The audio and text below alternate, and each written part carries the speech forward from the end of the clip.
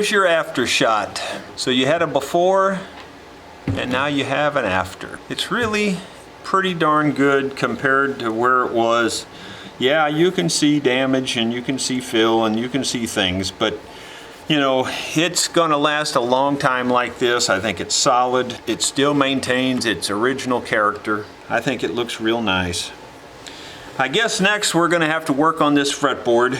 I'm trying to debate on whether I do the frets first and then the binding, and I'm almost leaning toward that. That way I could have the binding come up and wrap the ends of the frets, because these frets are pretty much wore out. Little bitty tiny frets. They're even smaller than mandolin frets. I'll put mandolin frets back in it. They're actually going to be bigger than these frets. But I think that's going to work, and we're going to get started on that next. I decided to wait on the fret job until I worked on this top.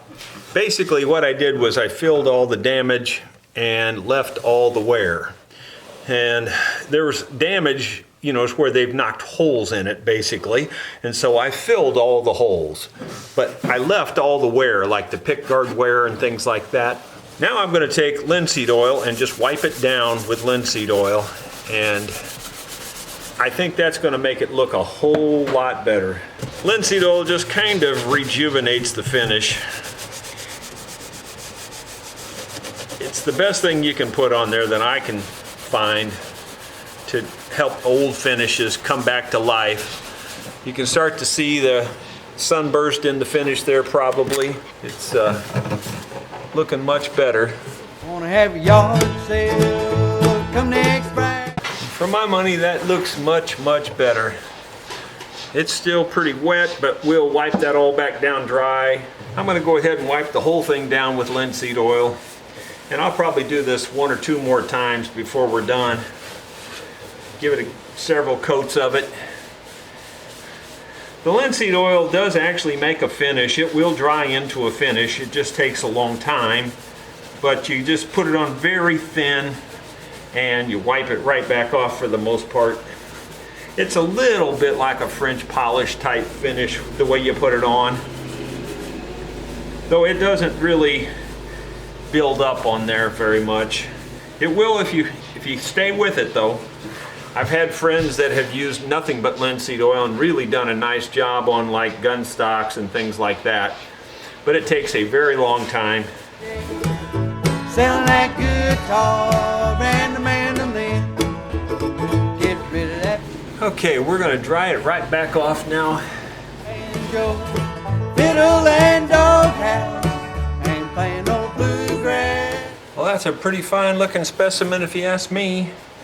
Sure in pretty darn good shape now. If we just get that hardware in here and get this fretboard done, this thing is a done deal. Well, the frets are not coming out all that easy. I tried it dry and that didn't work too well. I tried wetting it down. That's not working that well. I could try heating them, but gee whiz, I don't think that works all that well either. I've done that before too, and doesn't seem to really do much for me. I've tried a lot of different things over the years. For me, the wetting them down seems to be the least destructive overall, but even that's not working real well on these. I believe these are the original frets. I don't think this thing's ever been refretted. Boy, they are in there tight. I'm seriously telling you. They've got a tiny tang. The slot is tiny too, so that may be my next problem. I may have to enlarge these slots. These things are tiny. That one chipped pretty bad. Doggone it. Laying the chips back in there, but I'm afraid they're not going to hold. You get down to the wire and you think it's going to be easy from there on, and then it's really tough. My friends, the good news is the tuning keys from Stu Mac came in. The bad news is they came with these doggone ferrules here. And these are hexagon ferrules. And the originals were round. And in the photo of these on their site, they show them as round and the skinny little ones that would fit down in here. These won't fit in here. Number one, I'd have to drill it out. And number two, they just wouldn't look period correct. I have ordered round ones for this, but now I'm gonna have to wait another week for that. Just another annoyance. But they do look real good, and they do look like they are the right tuning keys for this instrument. So that part's good. I'm going to try to fill in the holes that I can still see here that are not going to be covered by these plates, and try to make that look a little better before I mount the plates permanently. In fact, I probably won't even mount them until I get the ferrules, because the ferrules will help center them a little bit better, and I don't want to get them off center. I'm having another significant emotional event here. This fretboard has really got a huge hump in it. So I'm taking my flat, hard sandpaper board and I'm working it down a little bit, keeping it rocking so that I keep the crown in there.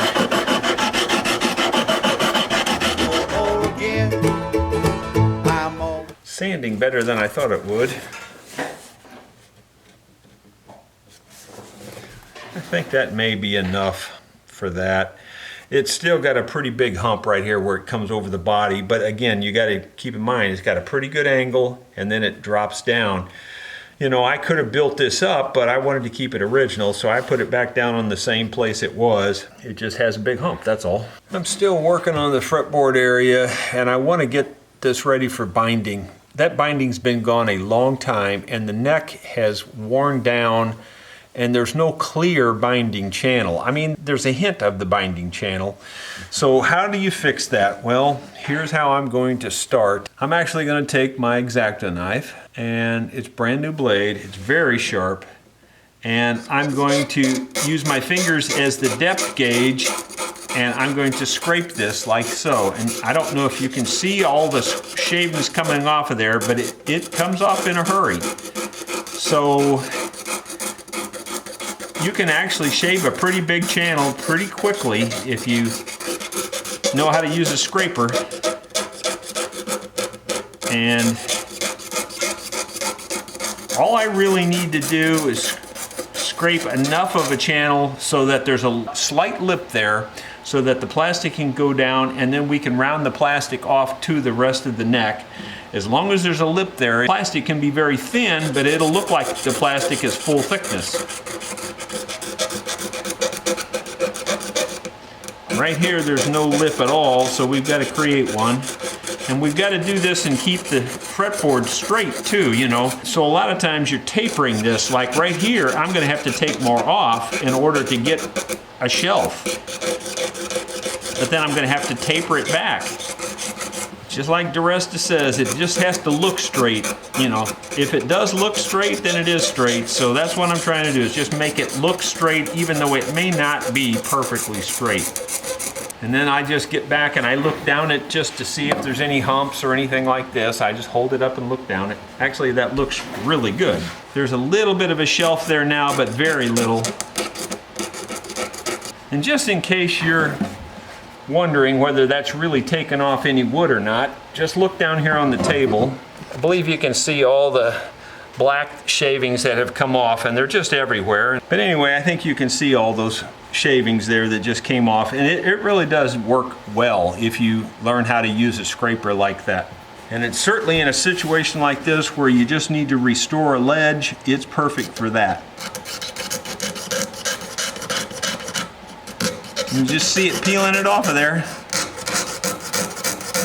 Here's one of the little dots that's still left in there. I just popped it out and I don't know where it went. I'll never find it in all the black that's on here now. I would have thought it would have just fell straight down, but then again I'd be wrong because it's not there. I don't see it. I don't know where it went.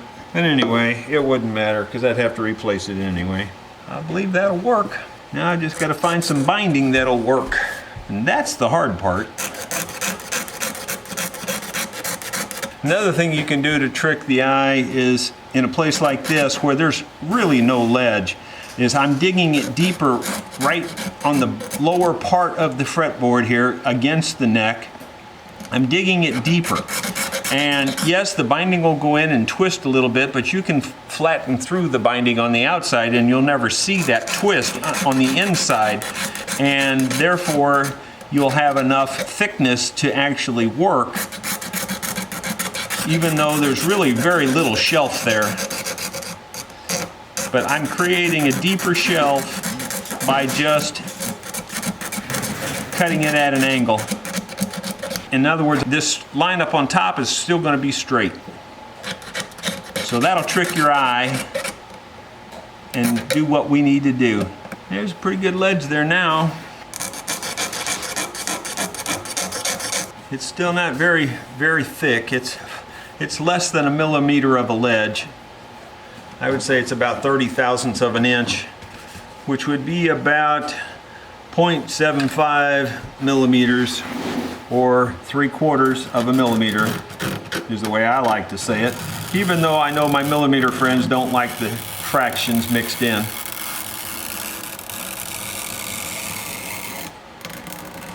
I'm able to go back and forth from the different measurements. They all work for me. I don't think there's any one that's superior to the other. It's just whatever makes sense at the moment. Well, I think I'm going to call that good enough. Clean up the mess and go looking for the binding to put in here. One of my wonderful viewer friends sent me a bunch of this binding, and this is one of the rolls.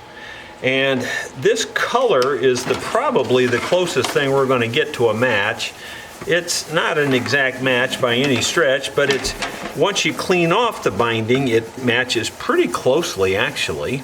So this is more clean than this is. We can clean this up and make it all look about the same. Biggest problem with this binding is that it's just real thick and real heavy. So I'm going to hopefully cure that with my thickness sander and running it through there and making it very thin. At least I hope it'll sand. Sometimes they sand good and sometimes they melt. They don't work at all. I believe I mentioned how tight these fret slots were before, and I'm going to go ahead and take my fret saw and go through the slots because I do feel like I need to open them up a little bit. Like I've already opened this one up off camera and now it fits it okay. Here's one that I haven't opened yet, and it's a pretty tight fit. I'm having to saw down through it. Even when I cut fret slots to the size of this, I feel like they're extra tight. So to me, this would have been just super tight. And that creates a problem, believe it or not. When you drive all those frets in there, you actually overbow your fretboard when your frets are that tight. So that's a real important tip to remember, that if your fret slots are just too tight and you're really having to force the frets in, you are actually putting an overbow in your fretboard. Something's got to give, and their space has to be taken somewhere, and it will overbow your fretboard, I guarantee you. If you don't believe me, just ask me how I know. In addition, this is cleaning them out and getting rid of all the crud that's in the bottoms of these frets. There's like a sticky, almost like a wax sticky substance in this. Maybe it is wax, I don't know, but it's very sticky. Might have been some kind of glue. When I got 100 other things. Well, I'll finish that up and then I'll show you my next step. For you organic gardeners out there, I'm pretty sure I got enough organic material out of these fret slots to pot a plant. I don't think I'm going to do that. I'm not into gardening that much. So now I do think that was a real good decision to saw those slots out, because they were really packed and they were very narrow. So now I'm going to start tapping these frets into place, and it's just a violent process. There's nothing easy about it. I bowed these a lot, but I can tell there's still not enough bow in them. I'm going to have to put more bend in these frets. This is a very rounded fretboard. So I'm going to do that, put some more bow in there. As you can see here, I've got a 1-foot ruler. I'm just almost at a 12-inch diameter there, which would be a 6-inch radius. So this is a really curved fretboard. This is not even enough yet. I really need to do it some more. I can just tell by looking at it that the ends are still up on this. And whenever you're driving frets in, it's better if your ends are down. So I'm gonna take my little homemade bender here and go a little bit more. That piece is done. My problem is now I'm bending it so much that the fret wire is twisting on me because it just doesn't like to conform to that kind of shape. So I'm trying to keep the fret wire straight, but it keeps twisting. It's not easy. Not easy being me. You probably heard that somewhere before though. Gotta try to keep it from twisting, because otherwise it doesn't do any good to run it through here. That worked pretty good. Again, that's a slightly smaller radius. Run this one through there and see if it'll do any better. My wife used to tell me, can you ever do better? Well, let's see what radius or diameter we're talking now. That's a 10-inch diameter. That's a 5-inch radius, and that's just about perfect. So there you go. You can look in your spec books all you want, but I'm here to tell you that this is a 5-inch radius on this neck. It seems to flatten out a little bit as you go back, but in this area here, it is definitely that kind of radius. Wow. And to prove it to you, take a look at that. You can see it matches up absolutely perfectly. It's kind of distorting it in the picture, it looks like. There you go. Now I'm going to try driving them in there again, because that wasn't working very well before. I think I'm going to have to cut these off because they curl under the bench so much they're getting in my way. That one on the end there, it's more flat, so I probably just need to start with one that's more curved anyway, because the ends aren't as round. For the record, this is a plastic head on this hammer, and so it doesn't leave any marks. It's a hard plastic so that it does drive the frets in pretty well. Now we're cooking. Well, I'm going to continue doing that, and I'll show you what that looks like when we're done. I'd like to tell you that was one of the easiest fret jobs I ever did. I really would like to tell you that, but I can't. Unfortunately, it was very difficult. It even caused a huge chip out right in here, and it looks bad now, but actually you won't be able to see it. But it did chip out a great big spot, and that's driving them in, let alone pulling them out. So, you know, this stuff chipped bad. It didn't like to hold it. But anyway, I got them in there, and I don't think there's much damage overall. We've got to now level the ends of the frets so that I can put the binding on. I've never tried this before, but I'm going to try a little grinder like this. Use it on my Dremel and try to do this. Typically I do this, you know, on a fretboard that's not attached to the instrument. So I would take this whole thing over to the sander and just sand the ends flat. But because it's on the guitar, I can't do that. So I'm just going to try to see if I can knock them down with this. Happy, here's what I'll do. Well, so far that's working perfectly. I think what I'm going to do is get them really close, and then I'll take a flat file and run it down through there to just level off the very ends. And I think that's going to work really well. I'll show you what it looks like when we get further along. I was able to clean up all the fret ends, and I've already started putting the binding on, as you can see. I'm using a new glue that someone recommended, and it's called Superphatic. And this stuff I'm really impressed with. Of all the glues I've used in the past, this one here is the most impressive of all. It's kind of a cross between super glue and tight bond, or maybe super glue and the canopy glue. It tacks up really fast, it dries really fast, and it's water cleanup. It seems to hold just about anything to anything. I really like it. I didn't even try to clamp this binding down. I just held it in place and kept rubbing over it while it was tacking up here, and it seems to be perfectly fine. And that's good on things that are odd and hard to clamp like this. In addition, this has got some torque to it because, as I told you, there's quite a hump here, so this binding is actually having to bend down right through here, and yet the glue's strong enough to hold it. That's pretty cool. I'm pretty happy with that so far. I tested the strength of it in a way in that I glued a nut on to a guitar, and then I had to take the nut back out, and trust me, it was difficult getting the nut back out after it had been glued with this. So I think it's very strong glue. I'm going to clean up this channel a little bit more just to make sure it's clean, and then I'm going to try to get this side glued on. Thought I'd show you how I glued up the end piece of binding here. I've got the other ones glued in. I just held them in place by hand until the Superphatic glue stuck. And then this one here was a little more complicated. I heated the piece of plastic to get it to that shape, and then just stuck these little I guess you'd call them almost like wedges in here. Really, they're just little sticks that just force in between, and then I even put a little tiny wedges in the top of that to make sure the top edges of that were tight. And it looks real good. I think it's going to be just fine. My friends, I thought I'd give you a before and after look on this old guitar. There's the binding before, and that looks, you know, okay on camera, but you really are missing a ton of the detail. Here's what the detail looks like up close. You see that all the little checkering around there, you know, on both sides.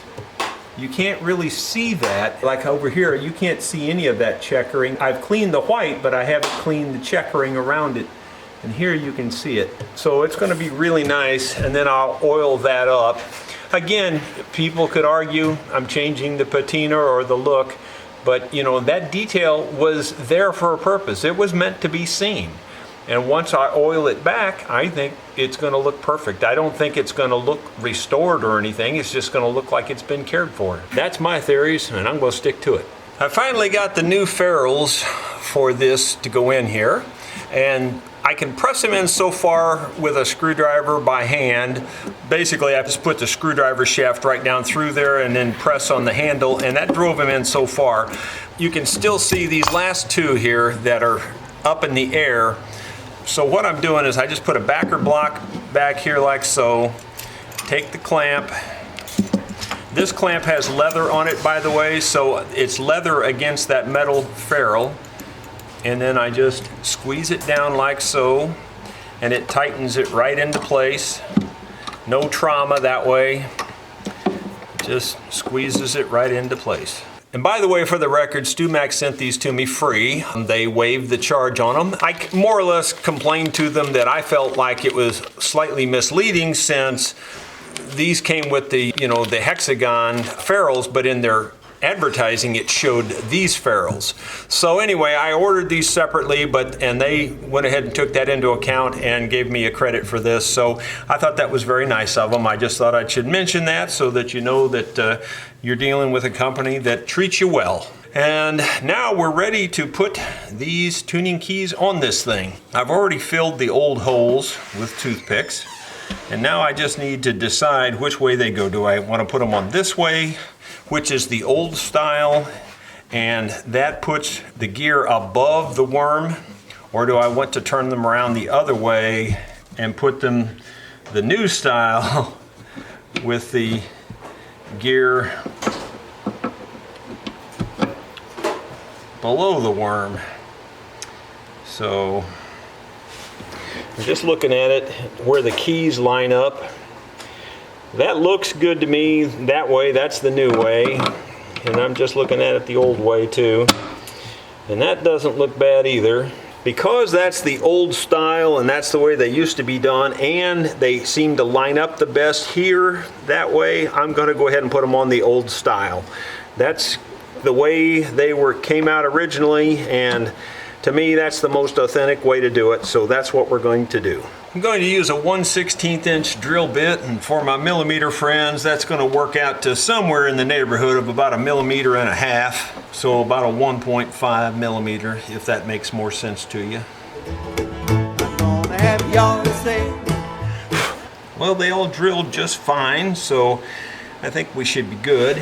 As always, I like to put a little wax on any new screw hole going into anything on an instrument. I think it's always a good practice the first time you put the screw in. As my buddy Jeff from ElderlyIron.com is fond of saying, start them all before you tighten any.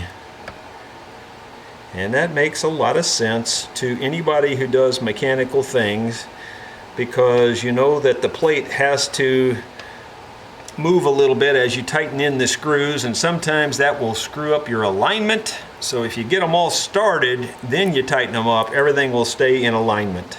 If you haven't checked out Jeff's videos, I would encourage you to do that. He's a good guy, works on old trucks and things. I like the fact that these screws, being that these are vintage type tuners, that the screws have the slot head rather than the Phillips head, because that's the way they would have came out back in the day.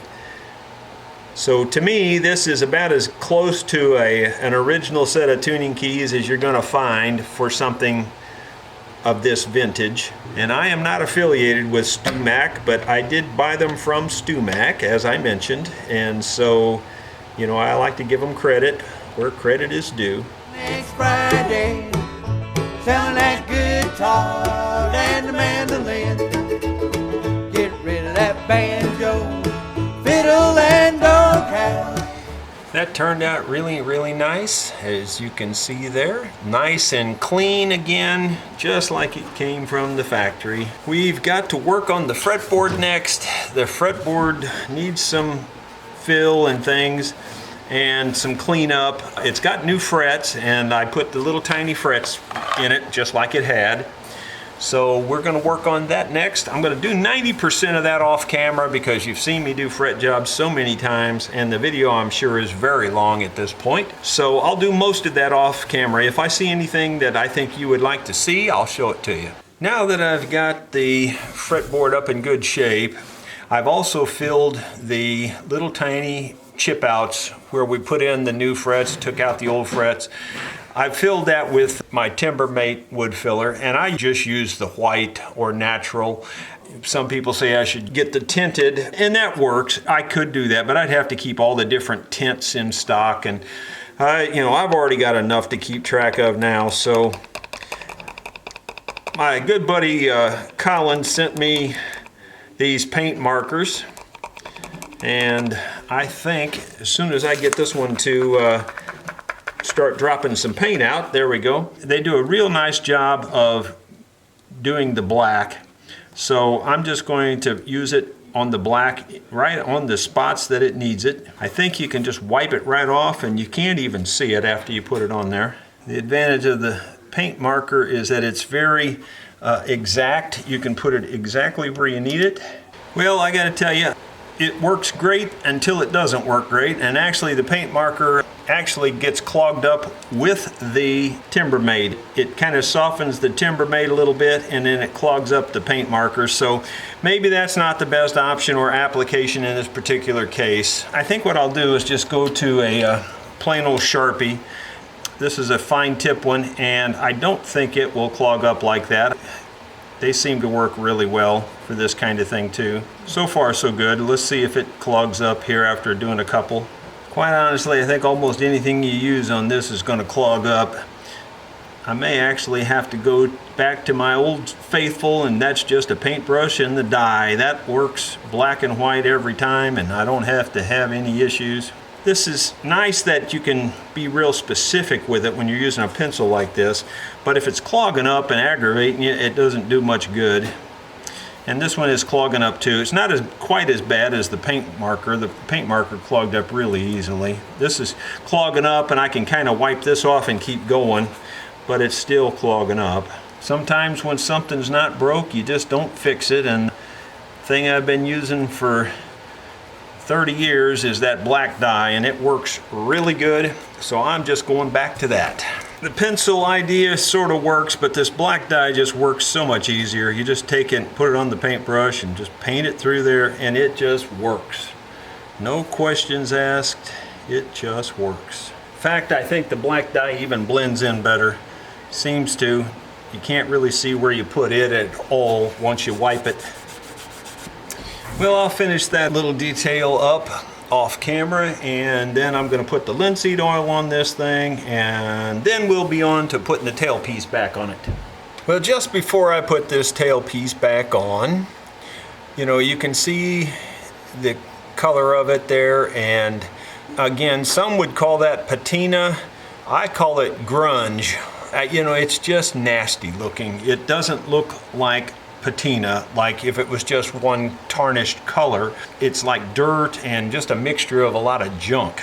So I'm going to clean that off. I'm going to use the semi-chrome polish, just a little dab on here. I mean, it's just a tiny dab really, and I'll just rub it around, and I think it'll clean this up really nice and get rid of the junk that's on here. At least I think it will. It might take more than this, honestly, because this is pretty nasty. It's starting to loosen it up a little bit, but boy, it's pretty bad. It's going to take some more elbow grease to clean this up, I can tell. But it is coming off. It's just taking a lot of rubbing. So there's where it was, and that's where it's at. So it's getting better, but it still needs a lot, in my opinion, to get it back down to that nickel finish, which is what it had on it originally. Well, I can see this is going to take a while, so I'll finish it off camera and show you the result. Caleb had to come over and look at this, and we've agreed that this is some sort of a metal algae. We're pretty sure it's alive. Best case, it's DNA of some sort, and worst case, it could be Typhungurungus for all I know. And boy, you don't want to catch that. So those of you who are worried about the fact that this semi-chrome polish is more or less poisonous, they say that in the state of cancer it causes California. I don't think it's as hazardous as what's on this material, so I figure that the semi-chrome might even kill what's on this material. That's a joke, California friends. That's a joke. Well, that took a lot of rubbing to get it to look like that. That's the after effect. There's the before. Which would you rather have on your guitar? Granted, that looks new and it's too new almost. I understand that, but that don't look good either. Trust me, and especially if you could see it up close.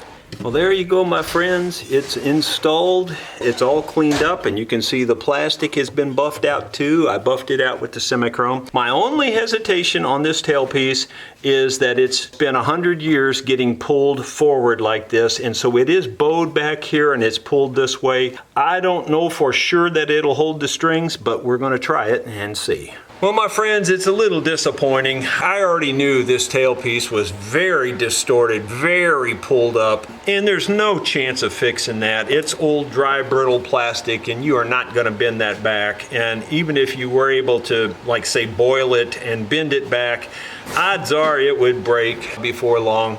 And it may still break. To be perfectly honest with you, this may not work. But you can probably see here how I've looped the string through, and to me, that's about the only way that they're going to hold. I've tried holding it in there. It just will not hold it. You got to do what you got to do is what I always say. And in this case, this is what I got to do. So I'm going to put the bridge on there, as you can see.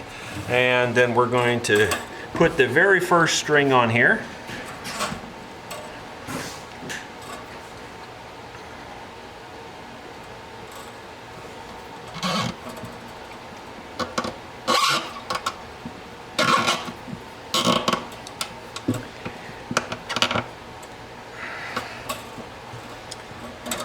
This will be the first noise this thing has made in a while. I don't know how long it's been unplayable, but it was definitely unplayable when it got here. Oh my goodness. By putting the tuning keys in the old vintage way, they turn backwards, which is sad, but you know, that's just the way it is. It looks like the action right away is going to be low. Maybe it won't be once we get all the stuff on here. This foot, I didn't even notice this before. The foot is chipped on this bottom edge here. Probably can't see that in the video either, but it is chipped pretty badly. So maybe I can put some new feet on this and raise it up a little bit, which wouldn't hurt anything. But we may have to. Once I get the strings on here, we'll know more once it pulls the neck up just a little bit. But right now it looks like it's going to be low. I was kind of expecting that. Well, my friends, sadly it won't play in this condition. I don't have the strings really at full tension, but it's just real obvious that it's just way too low action.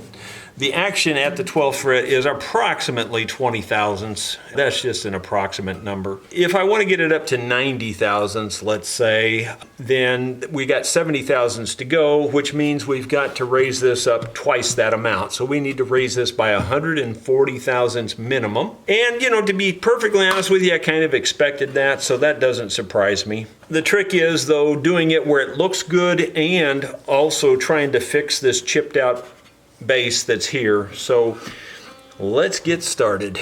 It's kind of a nice problem to have that we have to add height to this for a change rather than take it off. The fact is that, you know, that neck reset will probably last a very, very, very long time if that's the case, because in worst case scenario, they'll just remove what I add on here someday. My guess is it probably won't give much because it's pretty solid, and I think we did a good job of making this guitar very stable. So when we add this on here, I imagine it's going to stay quite a long time. Well, my friends, I've made two pieces of ebony here that'll work on the feet. And I stopped at, you can see there, 151 or 152. Yeah, actually 152 and a half it says there. It just depends on how you hold this, but about 152. So 152 thousandths. If you divide that by 40, that's about how many millimeters? Anyway, I am getting ready to glue this on to the feet. I'm going to just use CA glue, I believe. Something that'll glue it fast, and you know, I don't have to wait around because I want to get this thing finished, and that'll hold it perfectly well for something like this because it's not a high stress situation since it's sitting down on top of this. I just got some new CA glue in the mail today, as a matter of fact, and so I might as well just try it and see how well it works. It's BSI, Bob Smith Industries. I don't know much about that type of CA glue, whether it's good or bad. Trying to cut just the tiniest tip off of this. Hopefully I can. Looks like I did that. All right, so let's put a little CA glue on the subject here. Maybe a little CA glue on that as well because it's soaking in. And oh my gosh, this stuff is sticky fast. Boy, it's really sticky fast, which is what I want. But man, that was crazy how fast that got sticky. So that's good. I'm glad. But that ought to work really well. Got that one on there. The reason I decided to go with the 150 thousandths instead of 140 is I figure, you know, better err on the safe side. I can always take some off. Plus, we'll have to take some off just to make it fit the top better. So I left another 10 thousandths there that I could work with. Okay, let's hope that I don't stick myself together on this. I probably should be wearing gloves because this stuff is incredibly sticky. I'm amazed how sticky it is. And how fast it sticks. You don't get much time to move it around. I like that about it. Had I known that ahead of time, it would have been better, probably. But I think this is going to work just fine for my purposes. And now I've got to fill in this little chipped out spot here. I'm actually just going to square it off and just put a little chip of ebony in there and then smooth it back off to it. And I don't think you'll even see that chip out. What I did was I don't know if you can see that chip. It doesn't show up very good. There it is. Anyway, I just straightened it off. It's at an angle, and then I just beveled off a piece of wood here, and I just kept beveling it until I thought the bevel matched this angle, and it seems to match it just perfectly. So for me, that's good enough. Perfect is good enough. I'm gonna put this Bob Smith glue in here again, and a little bit on the angle there, and maybe even a little bit on the bottom there, and hopefully not stick my fingers to it, and slide her into place, and my guess is it'll take care of the rest. I've got some accelerator here, but I believe it's already dry, but I'm just gonna spritz it anyway just to keep going. Now that looks like a big mess right now, but when you file all this off and smooth it all off, I'm pretty sure you won't even see it at all. So I'm going to do some work off camera here to clean all this up, and I'll show you what it looks like when we're done. Well, my friends, I'm proud of the way I added on to the feet of that. You seriously can't even hardly tell that there was a chip out of this thing now, and it looks just perfect. So that part's great, and I think I've got just about the right action here. I haven't measured it yet, but it's pretty close. It's in the ballpark for sure. This here though is very low. You know, they've over the years, I'm sure, trying to get the action down, have cut this nut down so far that seriously I think the only option I have is to either make a new nut or shim this one up higher, and I would prefer to just make a new one. I don't like to shim them, even though, you know, this might even be the original bone nut, who knows. But I think we're gonna have to raise it up. It's just pretty much sitting on the first fret. The action here though is just about perfect, so when we raise this up just a little bit, this is going to be really good, I think. Anyway, that's where we're headed next. Well, my friends, a great day has finally dawned here at the Rosa String Works workshop. This L4 has finally decided to become a guitar again. And look at that thing shine. It doesn't actually shine, but it sure shines in my eyes because it is really a fine old guitar now. Just look how nice it is now. You know, you could argue this point, but I'd say it's as good as the day it came off the factory floor. I mean, I seriously would believe that. It is that perfect, other than, I mean, just the old wear and tear, you know, the finish, that type of thing. Other than that, it's just darn near perfect. I am so pleased with this thing. I can't even tell you how pleased I am with that. Remember the little piece of inlay that was missing up there around the H and the E? It's not missing anymore. And the big crack that was through there, I mean, it still can be seen a little bit, but it looks so much better. It just is in really good shape, and all that cleanup around this sound hole just paid off in spades, in my opinion. It's just a wonderful old guitar. The only thing that's still kind of questionable is this tailpiece, but you know, you can only do what you can do. Monkeying with that's just going to cause it to break, so you got to either leave it like it is or just put on a new tailpiece pretty much. And I even put an end pin button on there that kind of matches. Really nice. Just love the guitar. So let me give you some specs on this. I don't normally tell how long it takes me to do something and how much it costs and that sort of thing, but I get the question all the time. This was quite a restoration. And of course my lovely wife just goes right by in the tractor right now, the lawn tractor that is. But you won't hear me complain because I'm not out there cutting the grass. She likes to cut grass and I'm happy for that. Anyway, I've got 1,221 minutes in this. Now, I'll tell you right straight up and down, there's plenty more minutes that I didn't even bill for. I mean, I would say probably close to 2 hours. But if you divide that out, that comes out to somewhere around a little over 20 hours, 20 and a third hours, something like that. You know, I charge $80 an hour. So you're up in the $1,623 range. I'm going to give him a multi-guitar discount because he did bring me several guitars at the same time. So I'm going to probably give him about, a 15% discount off that price. You know, so that'll help some. But it's still going to be well over $1,000 to repair this. But you know what? If somebody walked up and offered me this guitar for $1,000, I'd snatch it up in a heartbeat. This is a nice old guitar. And as soon as my wife quits driving the tractor by, I'll play it for you. But while the wife is still out there driving the tractor around, I thought I'd show you something here that I'm going to do for the first time, really pretty much forever. See the label there? It says remastered by, and then it says Rosa String Works. It It's got fine instruments since 1983, and then it's got my signature and the date that I finished it, which was July 11th, Saturday, 2020. So we're going to put that label in here while we're waiting for things to calm down. By the way, this label was inspired, especially the remastered part, was inspired by my buddy Jeff up there with the elderlyiron.com.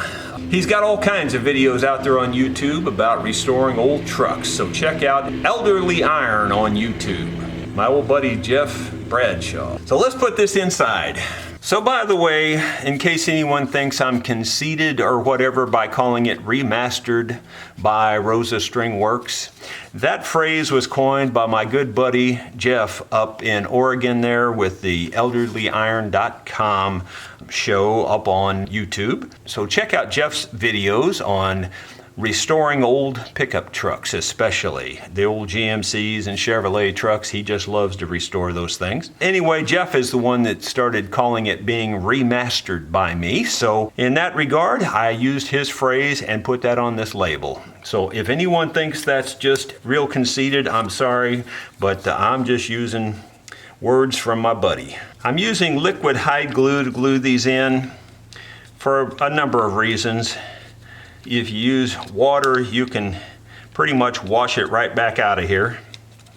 So it's not very intrusive to an old vintage instrument like this. This would be very, non-destructive type glue.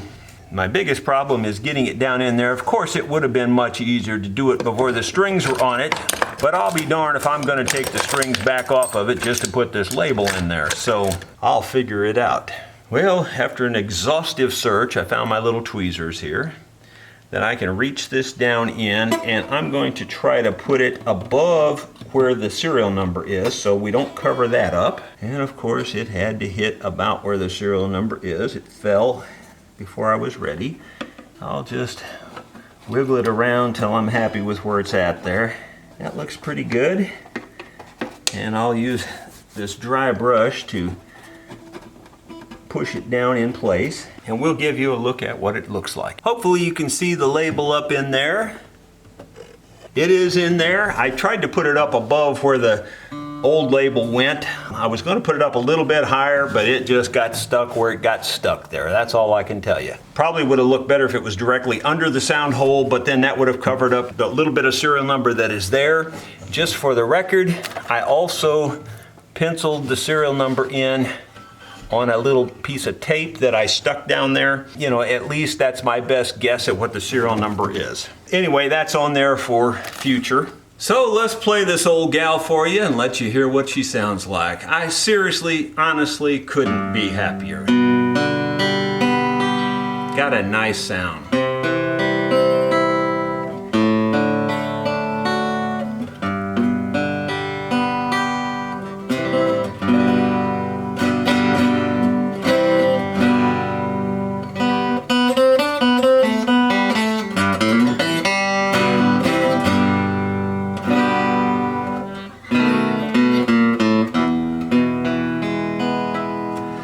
Point out that the bridge is quite a bit further back than it's lived in previous years. Someone has just let it slide forward and kept it there, and the intonation couldn't have been correct. It is near perfect intonation the way I have it right now.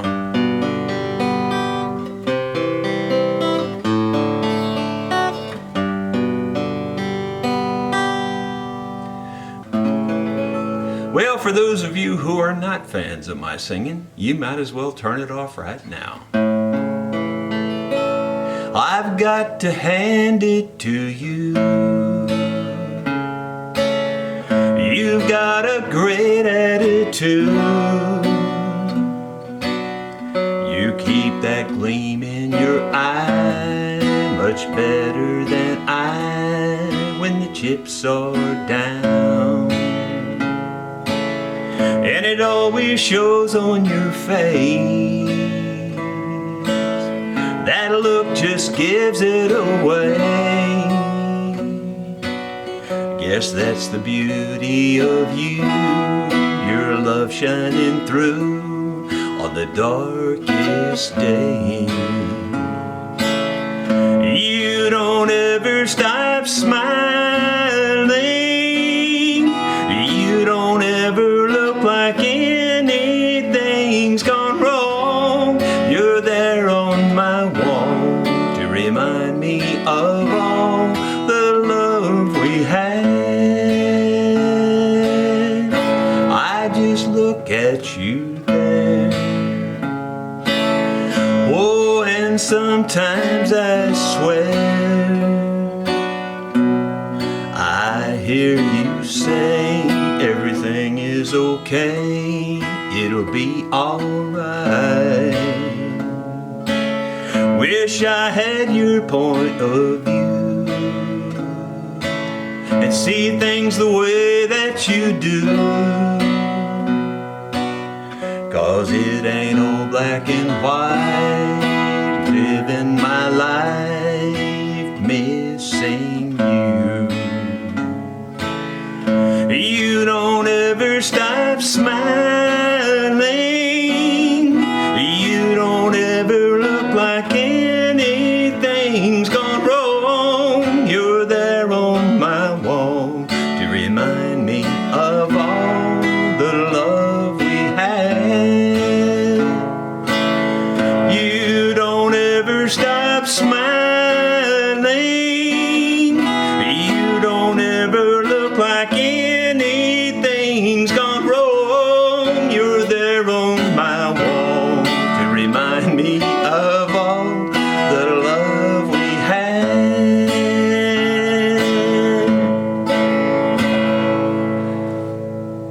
Well, aside from all my mischords, that didn't go too bad.